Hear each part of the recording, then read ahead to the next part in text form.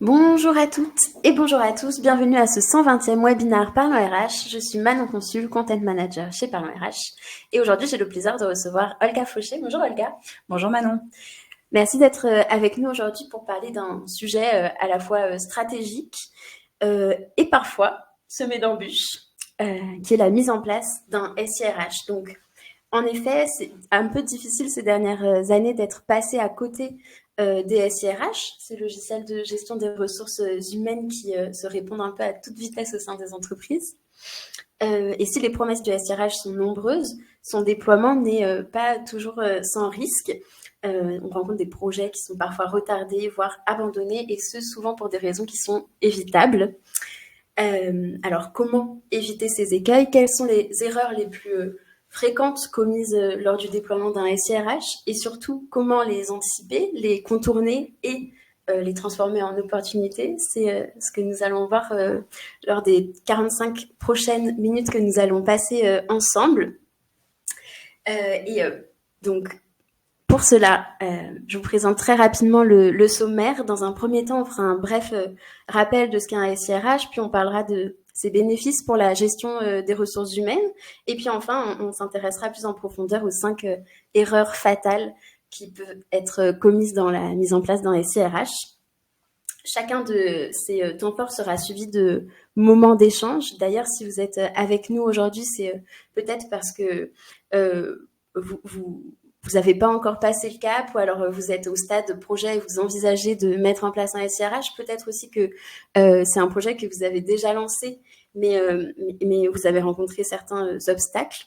L'objectif de ce webinaire, c'est aussi de répondre à toutes vos questions. Donc, n'hésitez pas à utiliser les outils d'interaction à votre disposition. Je vous invite à utiliser le chat dans un premier temps. Je vois que vous avez commencé à le faire déjà pour nous dire bonjour. Encore une fois, bonjour à tous. Et en revanche, si vous avez des questions précises à poser à Olga tout au long du webinaire, je vous invite à utiliser la boîte à questions qui se trouve juste à côté de l'onglet chat, puisque c'est là qu'on viendra piocher au fur et à mesure. J'ai fait le tour, donc Olga, sans plus attendre, est-ce que vous pouvez vous présenter? Oui, sans problème Manon. Donc bonjour à tous, je suis Olga Fauché. J'ai une carrière de plus d'une vingtaine d'années dans le monde des ressources humaines, principalement en tant que responsable de formation. J'ai fait du développement RH, du recrutement, et j'étais amenée dans le cadre de mes postes en ressources humaines à mettre en place des SIRH. Ce qui fait que c'est aussi pourquoi je suis là aujourd'hui. Donc, j'ai une expérience en tant que chef de projet de mise en place de SIRH. Et depuis quelques années, j'ai quitté le monde des ressources humaines pour passer sur le monde éditorial des ressources humaines, donc auprès d'éditeurs. Donc, j'ai fait quelques éditeurs pour accompagner aujourd'hui les entreprises à la mise en place de leur SIRH. Parfait. C'est donc ce que vous faites chez Talentia. Est-ce que vous pouvez nous dire un mot pour présenter Talentia? Oui. Donc, en tant que responsable des équipes projet chez Talentia, Talentia, c'est un éditeur de logiciels. Alors, il y a plusieurs cœurs de métier. Il y a des logiciels en finance, mais aussi des logiciels en ressources humaines. Donc, ça va de la paye à tout ce qu'on appelle HCM, Human Capital Management. Donc, tout ce qui tourne autour des talents et de la formation. Vous accompagnez plus de 3000 clients chez Talentia. Est-ce que vous pouvez nous dire un mot peut-être sur leur typologie? Oui, alors selon la filière, on a, enfin, toute entreprise peut être cliente chez Talentia, quel que soit son secteur d'activité, puisqu'en fait l'objectif c'est d'accompagner les entreprises dans la digitalisation de leurs processus, qu'ils soient financiers ou ressources humaines. Donc, okay. Voilà, les entreprises aussi bien nationales que internationales, notamment pour la partie HCM que je représente. Donc pas de jaloux. Pas de jaloux, voilà. Évidemment, pas les toutes petites TPE. Généralement, c'est un coût oui, qui n'est pas forcément dans leur corde et retour d'investissement moindre. Avant de passer à la première partie du webinaire, Olga, oui. Est-ce que vous voulez dire un mot sur l'accompagnement que vous proposez à ces clients? Oui. Donc, comme je vous le disais, je suis responsable en ce qu'on appelle PSO. Donc, ça veut dire toutes les équipes projets de Talentia sur la partie HCM, donc talent et formation. Et donc, l'accompagnement que l'on met en place, c'est permettre aux équipes projets de prendre en main la solution afin qu'ils puissent l'utiliser et l'utiliser au sein de leur organisation à tous les niveaux. Et donc, on est sur la phase projet, mais aussi une fois qu'on a terminé, donc post-projet, mes équipes, on continue à accompagner les clients pour les aider à toujours mieux utiliser la solution et développer les fonctionnalités qui pourraient répondre à leurs besoins stratégiques. Merci Olga pour cette présentation. Alors pour rappel, nous sommes ensemble pendant 45 minutes pour parler de comment est-ce qu'on met en place un SIRH et plus précisément évoquer 5 erreurs qui peuvent être fatales dans ce déploiement. Avant toute chose, avant d'évoquer ces 5 erreurs, commençons un petit peu par poser le décor. Olga, est-ce que vous pouvez nous rappeler ce qu'est un SIRH? Tout à fait. Un SIRH, c'est un système d'information des ressources humaines. En gros, c'est toute la panoplie d'outils informatiques que va pouvoir piloter ou utiliser les équipes RH, pas uniquement pour les équipes RH, mais aussi pour l'ensemble des collaborateurs. Donc, ça passe par un système de paye, mais on parle aussi de gestion des temps, ce qu'on appelle la GTA. On va parler aussi de tout ce qui est, et là qui est plus dans mon corps de métier, qui tourne autour de la gestion des talents et de la formation. Donc, les entretiens, le recrutement, la formation, la gestion de la rémunération, le pilotage des augmentations, etc. Et puis, depuis quelques années, on voit aussi apparaître des nouveaux systèmes pour tout ce qui tourne autour de la qualité de vie au travail.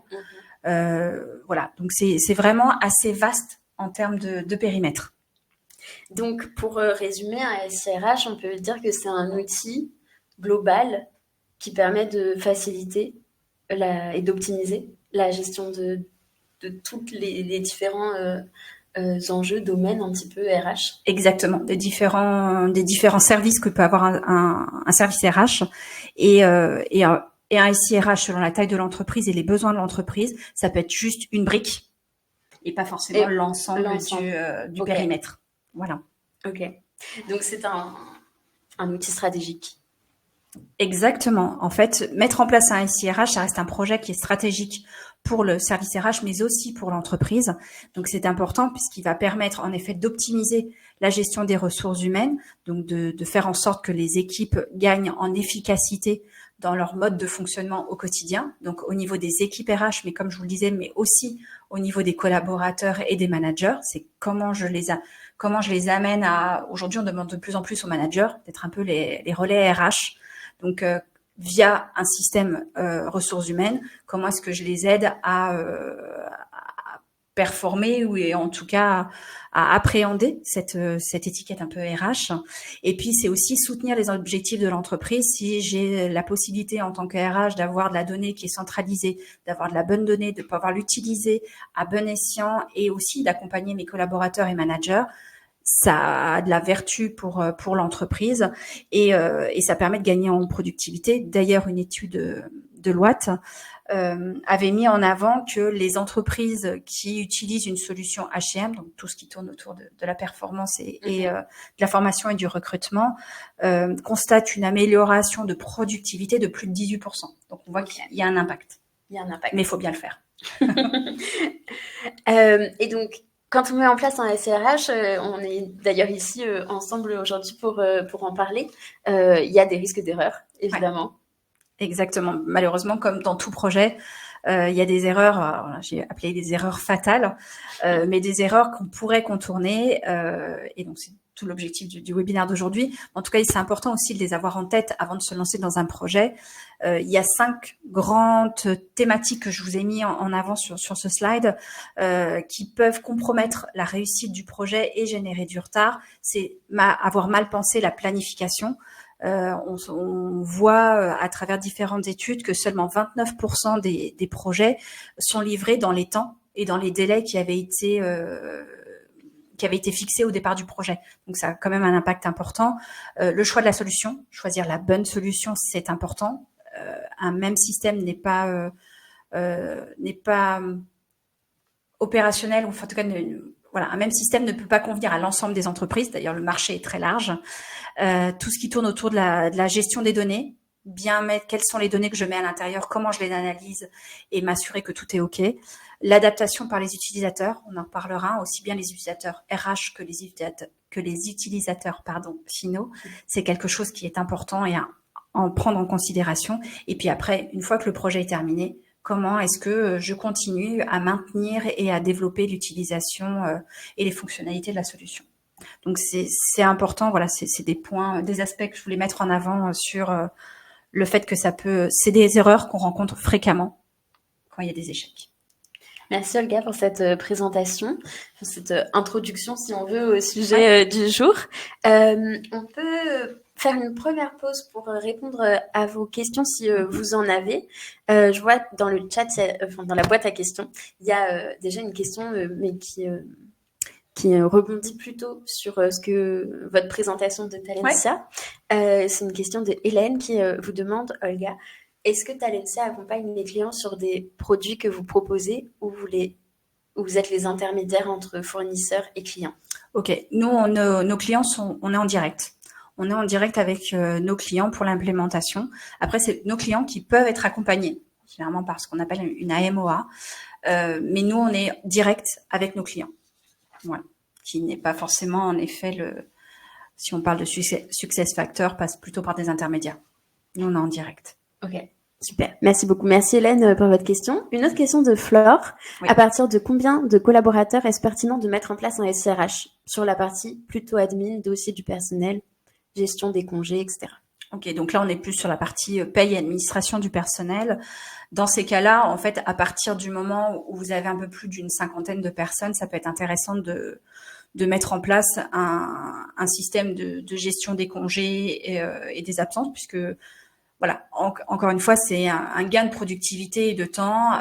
Les managers voient les compteurs. Il y a un workflow de validation des congés qui vient s'alimenter avec votre système de paye. Donc, pour cette partie-là, je pense qu'à partir de 50 collaborateurs, ça peut être intéressant. Merci pour votre réponse. Autre question de Clara qui rebondit sur ce que vous avez dit dans la première partie. Donc, je suis d'accord sur l'offre très large, notamment en intégration SI globale. Y a-t-il des méthodes de présélection particulières? Des méthodes de présélection. Alors, on va en parler juste après. Il y a un audit, mais il y a surtout... en fait, chaque entreprise devrait faire une grille. Quels sont vos critères sur lesquels vous voulez vous baser pour sélectionner votre prestataire. Et ça, je pense que c'est un travail qui doit être fait en commun, en amont de la présélection et du démarrage de la sélection de votre éditeur ou votre partenaire, puisque ça, c'est qu'est-ce qui est indispensable pour vous et sur quoi vous voulez faire votre choix. Et ça, c'est quelque chose qui est fait en amont. Et après, des méthodes de présélection, vous avez aussi la possibilité de passer par des partenaires dont c'est le métier. Après, c'est un coût et un budget. Mais sinon, c'est vous définir en amont, voilà, les critères qui pour vous sont incompressibles et qui vont vous permettre de faire le bon choix. C'est du budget, c'est des fonctionnalités, c'est le périmètre, c'est les références. Voilà, il y a plusieurs choix possibles.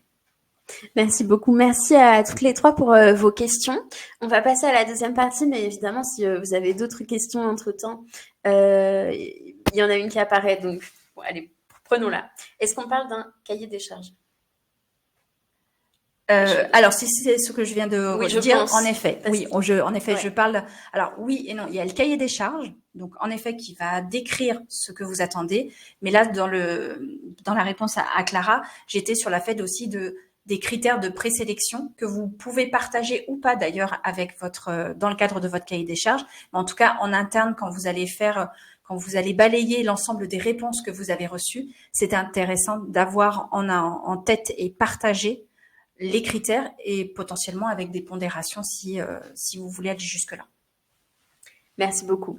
Donc, effectivement, on va passer à la deuxième partie, mais si vous avez d'autres questions, n'hésitez pas à la poser dans la boîte à questions. On les prendra dans les deux autres pauses prévues à cet effet. Pour la deuxième partie, Olga, est-ce que vous pouvez peut-être nous dire un peu où est-ce qu'on en est en France de l'adoption des SIRH?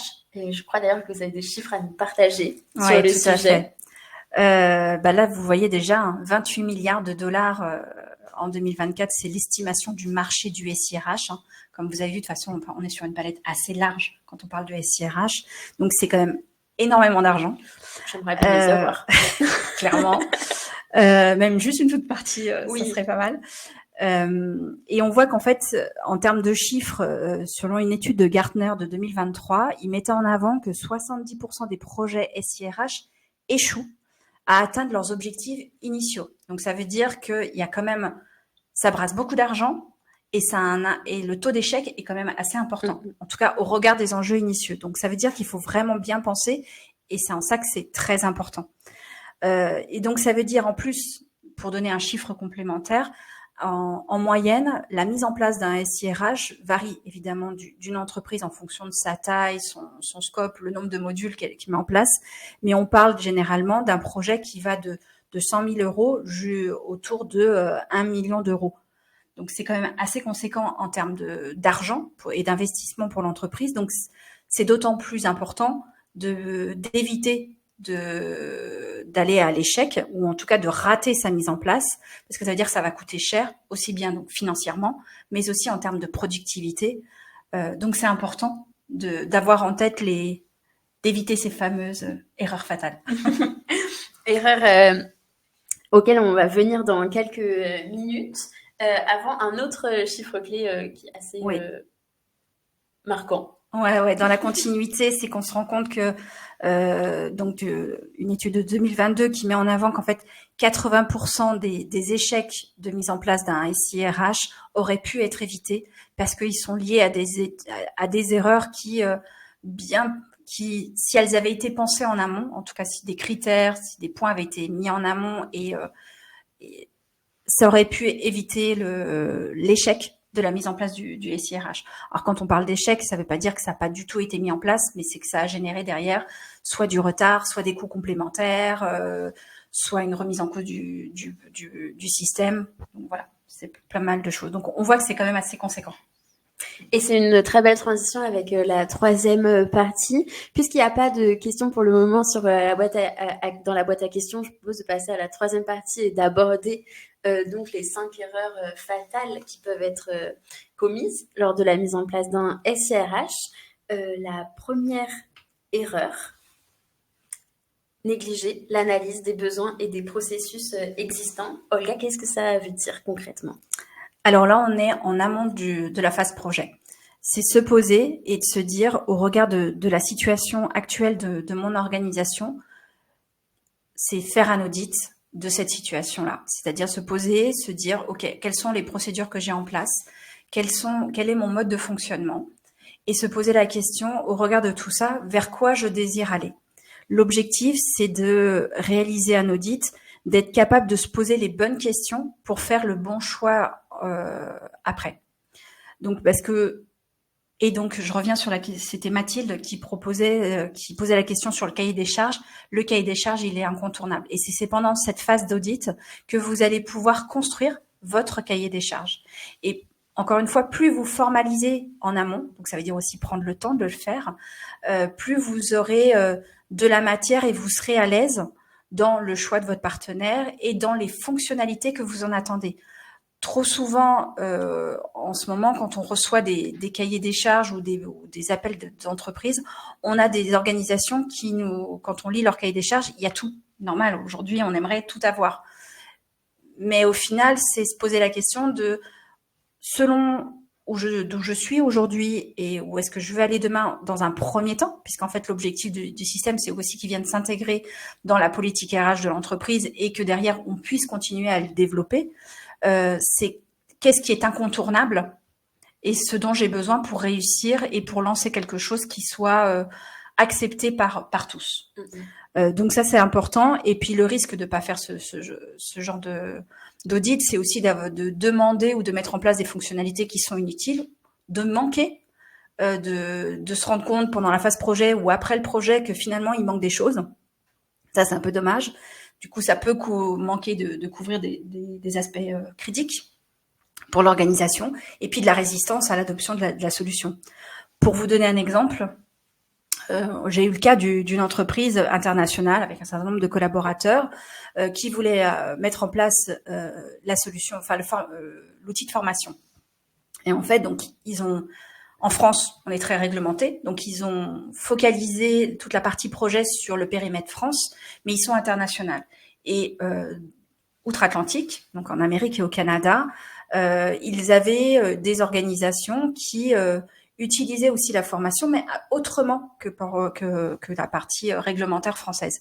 Et en fait, ils se sont rendus compte au fil du projet, et plutôt sur la fin de projet, qu'ils avaient omis cette partie-là. Et donc, ça veut dire que le projet a pris du retard, qu'il a fallu réinvestir de l'argent, du temps et de l'énergie pour qu'au final, le module formation puisse être opérationnel pour l'ensemble du groupe. Donc, c'est important. Si l'analyse en amont aurait peut-être permis de mettre en avant ce gap et de pouvoir l'intégrer dans la phase projet. Selon vous, Olga, qu'est-ce qui explique que certaines entreprises négligent justement cette analyse des besoins avant? Alors, en toute franchise, je pense que la première réponse, c'est le temps, le manque de temps. Voilà, on sait bien que comme la plupart des services, les RH sont très très sollicités, ils ont un emploi, le spectre est assez large et ça demande du temps de faire un audit, de se poser, etc. Donc selon la taille, la disponibilité, je pense, c'est ce qui fait que ça pêche, c'est de prendre le temps d'analyser et de prendre du recul pour pouvoir faire ça. Ok. Et est-ce que vous avez des petits tips, peut-être un tips pour justement permettre de réaliser l'audit RH de façon optimale? Si vous avez de l'argent, je dirais de passer par ce qu'on appelle un AMOA, donc quelqu'un qui va vous aider il y a des entreprises qui sont spécialisées là-dessus, qui va venir auditer votre organisation et mettre en avant des passerelles, des réflexions sur comment vous pourriez améliorer votre fonctionnement avec la mise en place d'un SIRH. Faut pas oublier, le SIRH, c'est pas lui qui va tout faire, il va s'intégrer dans votre politique ressources humaines et votre politique d'entreprise. Donc ça, c'est une des options, mais bon, faut avoir le budget. Si vous n'avez pas le budget, c'est aussi se poser et du coup prendre le temps. Encore une fois, là, on revient sur la question d'avant, c'est avoir le temps, s'accorder ce temps-là d'analyse. Et donc, c'est est-ce que vous avez des procédures en place? S'appuyer sur ces procédures-là, peut-être en mettre en place et se dire, métier par métier. Aujourd'hui, vous gérez la formation sur Excel. Demain, si vous mettez en place un système de formation, qu'est-ce que vous aimeriez qui vous apporte de plus par rapport à votre suivi Excel? Et se poser la question aussi bien d'un point de vue RH, mais aussi, comme je vous le disais, auprès de vos utilisateurs finaux. Donc, ça va être les collaborateurs et les managers. Quelle va être la valeur ajoutée à chaque niveau? Et pour rebondir sur la question de Charlotte qui apparaît dans le chat, vous avez parlé des cabinets qui peuvent accompagner les entreprises. Est-ce qu'il y a d'autres types d'organismes qui sont en capacité de réaliser un audit ou un diagnostic RH? En fait, c'est tout ce qui est. Bon, après, je vais pas en nommer parce que sinon j'en oublié. Et puis voilà, ça, je fais la pub pour certains ou pour d'autres. Mais vous avez des intégrateurs qui ont l'habitude d'accompagner les entreprises.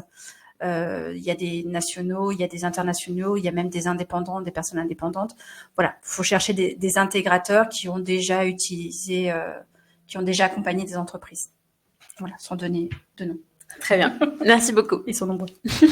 Deuxième erreur, sous-estimer l'importance de l'expérience utilisateur, ça peut être fatal. Ouais. C'est important, encore une fois, c'est un système qui va être utilisé par différentes personnes. Donc, il est important, et quand on parle d'expérience utilisateur, je parle d'expérience utilisateur dans le cadre du projet, donc l'équipe projet, mais aussi les utilisateurs finaux, donc managers et collaborateurs. Si vous vous lancez dans un système où vous n'avez pas, vous êtes focalisé sur que la partie RH, vous risquez peut-être de passer à côté de fonctionnalités ou de process de managers ou de collaborateurs qui finalement à la fin vont pas se retrouver dans la solution, vont trouver ça trop lourd, trop compliqué, pas adapté à leur fonctionnement au quotidien et qui finalement n'utiliseront pas la solution. Je prends par exemple la gestion des congés ou si le manager n'a pas le planning, n'a pas la possibilité de voir le planning de ses collaborateurs, finalement il va peut-être continuer à faire ça sur Excel parce que sur Excel il est capable d'avoir son planning et il voit tout. C'est un exemple parmi d'autres. Donc c'est important d'intégrer vraiment dès le départ cette notion de quelle va être la valeur ajoutée du système que je mets en place à tous les niveaux de l'entreprise. Il faudra trouver forcément des compromis. Pendant la phase de projet, vous aurez forcément des compromis à faire. Donc, c'est aussi de se dire jusqu'où je suis capable d'aller. Et puis, c'est surtout si vous, comme on le disait, hein, c'est 28 milliards d'euros sur le marché. Donc, ça, même en termes juste pour l'entreprise, ça a un coût. C'est de se dire, se poser les bonnes questions, de se dire et d'être sûr d'avoir aussi une équipe projet qui est là, qui a de l'appétence et qui se pose les bonnes questions et qui est prête à accompagner aussi le changement. Parce que faut pas oublier, un nouveau système, ça veut dire aussi de nouvelles pratiques et donc potentiellement de la résistance au changement. Un exemple, pour donner un exemple que l'on peut rencontrer, des entreprises principalement industrielles ou par exemple le bâtiment, le secteur du bâtiment, ont souvent des collaborateurs qui n'ont pas accès à des ordinateurs. On parle de SIRH, donc ça veut dire un outil informatique. S'ils n'ont pas d'adresse mail ou de moyens de se connecter, ça c'est une question qu'il faut se poser en amont et qui fait partie de l'audit d'ailleurs, qui est quels sont les moyens et comment est-ce que je vais permettre à ces collaborateurs-là de pouvoir accéder à la solution ou du moins l'utiliser. Ou est-ce que je les sors complètement du scope? Ça peut être aussi une autre option. En tout cas, voilà, une piste de réflexion qu'il faut intégrer pour être sûr que l'expérience utilisateur à la fin soit la plus positive possible. Voilà. Merci beaucoup, Olga, pour cette deuxième erreur. Troisième erreur, ignorer l'implication des parties prenantes. Ouais. Qu'est-ce que ça veut dire? Ça veut dire que votre projet, même si c'est un projet RH, ne doit pas être fait et piloté que par la RH. Il faut impliquer dès le départ les différentes parties prenantes. Ce que j'entends par là, c'est pas un projet IT. Je vois des fois des appels d'offres ou des phases d'avant-vente où la RH est exclue et c'est l'IT qui pilote ça parce que c'est lui qui va gérer toute la partie licence, etc.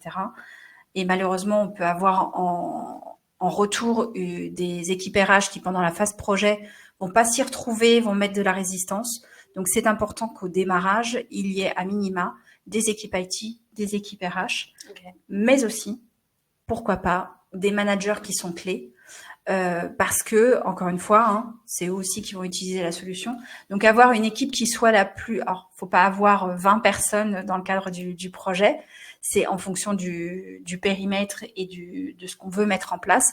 Mais en tout cas, à minima, des personnes de la RH, des personnes de l'IT et pourquoi pas, oui, quelques managers clés. L'objectif, c'est de réduire au maximum les barrières, les résistances, de pouvoir avoir les points de vue et les préconisations de chacun, parce qu'elles sont complémentaires. Et puis, ça évite que, à la fin, on se dise, de toute façon, c'est un outil qui a été fait par la RH, ça n'a pas de valeur ajoutée en tant que manager, du coup, ils l'utilisent pas. Ou, à contrario, ça a été l'IT, c'est eux qui ont tout piloté, et puis, en tant que RH, je me désengage. C'est important qu'il y ait vraiment une cohésion de départ.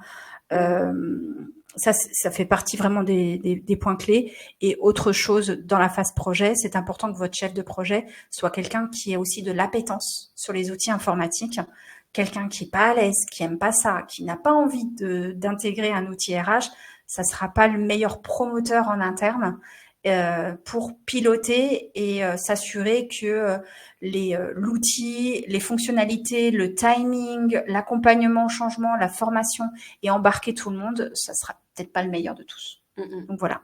Ok. Juste pour rebondir avec la première partie au sujet de l'audit, est-ce que l'équipe qu'on appelle pluridisciplinaire, elle doit être constituée à ce moment-là ou l'audit, c'est vraiment la tâche des ressources, de la fonction RH? Non, l'audit, ça peut être que la tâche des ressources humaines, c'est quelque chose qui reste dans l'analyse des activités de la RH. C'est plus dans la phase projet. Et pourquoi pas présélection aussi. De s'assurer où là, on peut commencer à embarquer tout le monde. Et il faut pas oublier, par exemple, en France, il y a aussi en amont, à un moment donné, de parler du SIRH auprès des organisations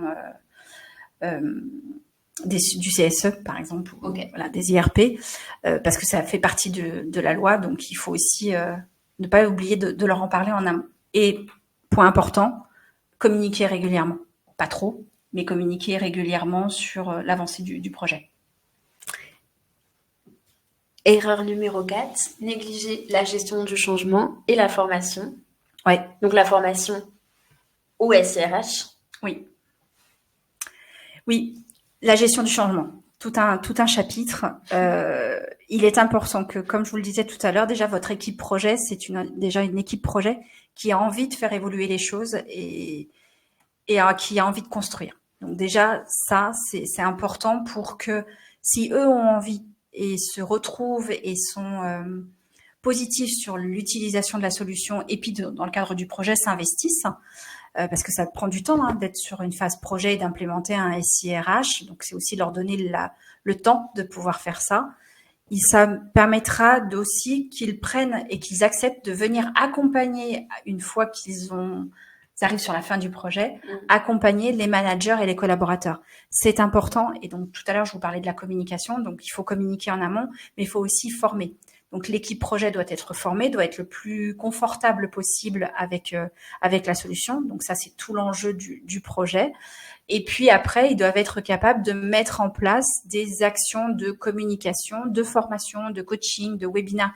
Il y a plein de choses qui existent et qui sont possibles pour venir accompagner la prise en main de la solution et tout ce qu'elle va apporter, aussi expliquer pourquoi on a choisi cette solution, comment est-ce que ça va fonctionner, etc. Pour venir derrière permettre que la solution soit utilisée par tous et par tout le monde et acceptée aussi. Rien de plus déstabilisant que de passer des mois et des mois à mettre en place à travailler pour la mise en place d'une solution et en fait finalement de se retrouver un an après avec des utilisateurs qui ont rejeté l'utilisation de cette solution pour X motifs, pas accompagné, etc. Et même si votre solution elle est simple d'utilisation, je vous préconise quand même d'avoir un temps de partage et d'explication auprès de vos managers et vos collaborateurs. Cette gestion du changement, elle est vraiment clé pour l'entreprise. Vous avez parlé de la formation et oui. des supports qu'on pouvait mettre en place pour former, vous avez dit webinaire, etc. Est-ce qu'il y en a un en particulier que vous préconisez? Depuis le Covid, ce qui fonctionne extrêmement, c'est tout ce qui est webinaire. Okay. Parce que ça vous permet avant le Covid, on aurait dit, vous mettez dans une salle, vous faites une grande formation, etc. On voit bien qu'avec le Covid, c'est plus trop le cas. Donc, le webinaire, c'est quelque chose de pas mal que vous pouvez enregistrer, ce qui permet aux personnes qui sont pas présentes de pouvoir les voir en replay. Ouais. Donc ça, c'est vraiment, je pense, le système de communication qui fonctionne le mieux. Et puis après, dans les solutions, selon les solutions que vous avez aussi la possibilité d'avoir à l'intérieur des petits tutos qui permet aussi dans l'utilisation. Donc le webinaire, ouais, ça peut être le bon fonctionnement. Le bon format, le bon format qui touche le maximum de personnes. Exactement. Après, ça dépend aussi de la culture de l'entreprise, encore une fois. Oui. Après, il y a les gens... Toujours adaptés. Et juste avant de passer à la 5e erreur, pour revenir sur la communication, à quel moment est-ce que vous recommandez de commencer à communiquer en interne sur la mise en place du SIRH? Oui. C'est une bonne question. Alors, comme je vous le disais tout à l'heure, il y a déjà auprès des IRP avant au moment du lancement pour expliquer un peu la démarche. Ensuite, ça peut être intéressant pendant la phase projet qu'il y ait une communication régulière, on appelle ça des comités de pilotage, dans lequel il y a une communication qui est faite entre l'équipe projet et la direction. Encore une fois, ça reste un enjeu stratégique pour l'entreprise et c'est un investissement, donc c'est important qu'il y ait au niveau de la direction, des sponsors, de la communication régulière. Et après, quand on arrive sur la dernière phase où on arrive sur un système qui va bientôt être mis en place, je dirais peut-être 1 mois avant la mise en place, commencer à communiquer plus auprès des autres utilisateurs, donc les utilisateurs finaux, managers, collaborateurs. Okay. Voilà, y aller comme ça, crescendo. Super. 5e et dernière erreur, et pourtant pas des moindres, sous-estimer les coûts lorsqu'on met en place un SIRH. Qu'est-ce qu'on entend par là? Alors, il y a les coûts, évidemment, on parle des coûts financiers, mais pas que, il y a des coûts aussi indirects. En fait, c'est un peu une accumulation aussi des 4 premières erreurs évoquées. C'est-à-dire que si comme je vous le disais un petit peu en amont, c'est un coût entre 100 000 et 1 million d'euros de mettre en place un SIRH selon mon scope. Donc, si je mobilise pas mon entreprise, c'est-à-dire par exemple que l'équipe projet, je ne lui donne pas du temps pour qu'elle puisse venir passer du temps pour mettre en place la solution, la tester, préparer les tutos, les guides, les webinaires, etc. S'il n'y a pas du temps investi, ça va être autant de complications pour mettre en place ce SIRH et du coup ça va avoir un impact sur les coûts qui vont être indirects parce que du coup c'est de la charge de travail, c'est peut-être un projet qui s'étale avec le temps et qui répond pas au délai imparti. Je vous le disais tout à l'heure, il y a seulement 29% des SIRH, des projets SIRH qui terminent dans les délais, donc c'est très peu au regard du volume. On a des coûts, pensez aussi quand vous faites votre enveloppe budgétaire aux coûts indirects, la maintenance de la solution, l'accompagnement post-projet. Parce qu'il y a la mise en place, mais après derrière, qu'est-ce que je mets en place pour continuer à faire vivre la solution, que me propose l'éditeur ou mon partenaire sur cet accompagnement derrière pour continuer à monter en compétences, à mettre en place de nouvelles fonctionnalités. Ça, c'est important et ça fait partie aussi du cahier des charges de départ. Réfléchir aux coûts d'intégration, de maintenance. Est-ce que je reprends les collaborateurs qui n'ont pas d'email finalement, si vous voulez leur créer des emails, ça a des coûts. Donc voilà, il y a quand même un certain nombre de choses qui sont des coûts directs, mais aussi des coûts indirects, et de penser à votre retour sur investissement. On en parle beaucoup, mais quelle va être la valeur ajoutée de mon système au regard de ce que je fais aujourd'hui? Gain de temps, gain de productivité, ça c'est des choses qui sont importantes, pas toujours mesurables et on n'a pas toujours tous les éléments au départ, mais en tout cas se poser la question de ce que ça peut générer et quel est mon objectif là-dessus. Il faut pas oublier qu'un budget qui n'est pas respecté ou des délais qui se rallongent, ça a un coût pour l'entreprise. Et d'ailleurs, on voit que on a quand même moins de 50% des projets qui sont menés qui respectent leur enveloppe budgétaire initiale. Ça ne veut pas dire qu'ils vont pas au bout, mais en tout cas, il y a des surcoûts malheureusement qui arrivent du fait d'un certain nombre d'indicateurs non respectés. Merci beaucoup, Olga, pour nous avoir partagé ces 5 erreurs. Avant de nous quitter, on peut prendre les questions de l'audience. Alors, on a une première question à propos de l'erreur numéro 2 sur l'expérience utilisateur. Avez-vous des conseils pour travailler l'expérience utilisateur dans un cadre international avec des cultures et règles légales différentes selon les pays et sites? J'ai eu le cas, j'ai rencontré le cas en tant que RH, mais aussi actuellement chez les éditeurs. J'en reviens à, je sais plus laquelle, mais en tout cas, faut intégrer ces équipes internationales dans votre cahier des charges, dans votre analyse au départ. C'est important à un moment donné, peut-être votre cas, on rencontre en fait des organisations où il n'y a pas de DRH central, c'est chacun aujourd'hui travaille de manière autonome. Et puis justement, l'une des volontés de la RH, c'est de harmoniser tout ça, avoir les données dans un seul et même système pour pouvoir derrière mieux piloter un certain nombre d'indicateurs et de processus. Il est important dans ces cas-là d'avoir à minima les gros pays et de venir les intégrer dans l'équipe projet. Vaut mieux avoir une équipe projet internationale qui va, alors même s'il sera pas présent sur tous les processus, mais en tout cas qui va pouvoir donner ses inputs, mettre en place ces warnings ou en tout cas ces éléments qui sont indispensables dans la solution. Je pense par exemple quand on parle de core HR et de data, en France on ne parlera jamais de politique, de religion, de drogue, de choses comme ça, alors que dans outre-mer il y a des critères et ça c'est des critères qu'il faut avoir en considération. Donc, voilà, c'est un exemple. Il y a d'autres choses, mais en tout cas, intégrez-les. Voilà, pour moi, c'est ce qu'il faut faire. Merci beaucoup. Merci Clara également pour la question. On a une autre question de Élie Berthier qui demande est-ce il peut y avoir des points de friction entre l'outil RH et les autres briques du système d'information, paye, ERP, gestion des temps, etc. Alors, quels sont les principaux points de friction? L'avoir de la mauvaise analyse et surtout, quand on parle de ça, c'est plutôt le grand sujet, c'est comment tout ça va fonctionner en termes d'interaction. Donc, l'aspect, là, on est sur un aspect technique qui est important de se poser la question, c'est qui est le maître de ma donnée? L'objectif, évidemment, étant de réduire au maximum la saisie, double saisie, triple saisie. Donc, où est-ce que ma donnée est renseignée en premier et comment elle vient alimenter mes autres systèmes? Et en fonction de ce que vous allez définir, ça, c'est hyper important.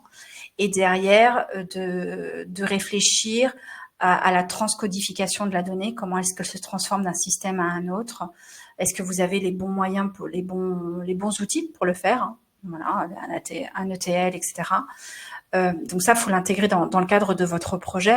J'ai un client d'ailleurs pour ça me fait penser à ça, qui n'avait pas intégré, enfin qui se disait je veux le SIRH est maître de la donnée et il va venir alimenter mon système de gestion des temps. Et en fait, quand ils ont bien abordé le périmètre avec nous, avec Talentia, malheureusement ils l'ont pas fait avec leur partenaire de gestion des temps. Et quand ils ont commencé à les solliciter, il y a eu des surcoûts. Parce que, dit, oui, ce que vous voulez, il y a des surcoûts. Et ça, ils l'avaient pas anticipé. Donc, on en revient à l'erreur universelle, les coûts indirects. C'est aussi être plus large que juste le système. C'est en effet les interactions avec les autres systèmes. Donc, je dirais le plus gros point de friction, c'est de ne pas avoir pensé ou mal pensé les interfaces entre les différents systèmes. Super, merci beaucoup. Merci Élie également pour votre question. Autre question, et je pense que ce sera la dernière de ce webinaire, une question de Eric. Quel est votre business model chez Talentia et comment convaincre en interne l'investissement dans un SRH? Alors, notre business model, c'est d'accompagner nos clients pour la mise en place de la solution. Donc, on a des différentes méthodologies en fonction de la taille et de la complexité de l'entreprise. Très souvent, en fait, on a différentes phases avec de l'analyse, de la formation, avec pas mal d'interactions et de l'accompagnement une fois que le système est mis en place. Comment convaincre en interne l'investissement, le ROI, etc.